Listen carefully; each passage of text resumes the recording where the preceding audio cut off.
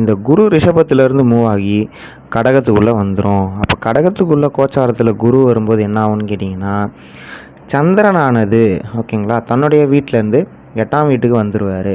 அப்போ ஜாதகருக்கு ஒரு மிகப்பெரிய கடன், அது வந்து லேக்ஸையும் தாண்டி க்ரோஸில் போய் நிற்கும்னே சொல்லலாம். அந்த அளவுக்கு கடன் வந்து இவருக்கு வரதுக்கான சான்ஸும் இருக்குன்னே சொல்லலாம்.